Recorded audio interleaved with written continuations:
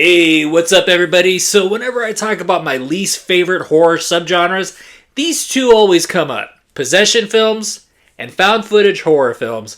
But as of lately, I think I have a third subgenre that I don't like. Time traveling slashers. So please don't forget to hit the like and subscribe button, especially to this page since there's no overhype, no bullshit, just honest movie chatter. And here is my review for Time Cut, which is streaming on Netflix.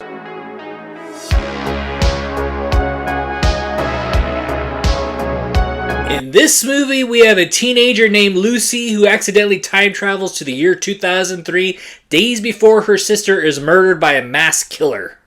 Wait a minute! Hey, I've seen this one. Yeah, so we had the exact same movie last year, and I never really spoke about it because, well, it didn't do anything for me. Well, and to be honest, the only reason why I watched the movie Totally Killer, and, well, actually the reason why I didn't change the channel was because the batteries in my remote were dead.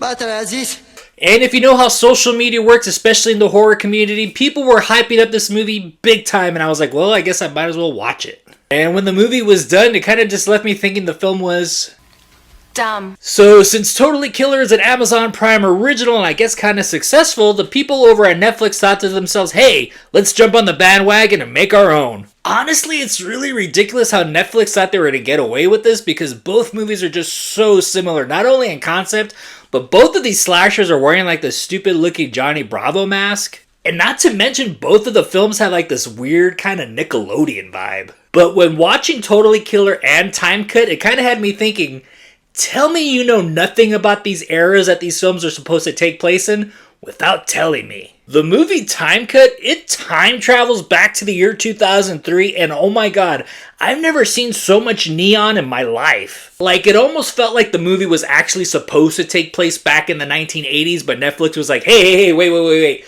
We can't completely rip off Totally Killer. So I hate to be the one to tell you youngsters this, but I was in my late teens in 2003 and there was not a lot of neon around, let alone a lot of fluorescent colors. I feel like the most that we had back then were those glow-in-the-dark stickers that you would put on your ceiling and maybe a glow-in-the-dark poster. And just so you know, I felt absolutely nothing for any of these characters in this movie. I could care less. And the only reason why I kept watching the movie is because I am one of those dorks, no matter how bad the movie is, I still have to see the ending. And not only that, I wanted to see if my prediction of who the killer was actually right.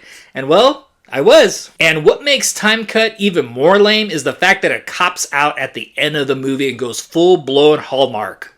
And yeah, this movie is kind of about time travel, so if you're expecting a cool-looking time machine or cool-looking time-traveling device, well, don't. Yeah, I would say expect something more like this. So as much as I did not care for the movie Totally Killer, Time Cut makes me defend the movie. And please, if we do any more period pieces, whether the movie takes place in the 80s, the 90s, or the early 2000s, please do some research. Honestly, I could go on about this movie, especially when it comes to the soundtrack, but that's another story. My rating for Time Cut? Fuck you, asshole. If you want to watch a good independent movie that deals with the time-traveling killer, watch the first Terminator. Alright, Time Cut, did you see it? Did you love it? Did you hate it? Did you even know this movie existed? Or are you like me when you see movies that take place in the 80s or the 90s or the early 2000s, and when young filmmakers are making movies about those eras, get it all wrong? Please comment below and let me know. I'm Mike the Movie Misfit, and I'll see you at the movies. Oh, and I almost forgot to thank my sponsor, which is my mom. She got this old work fleece from a place that I no longer work at, and she sewed on a cool Simpsons patch. Thanks, Mom! Hey, Marty.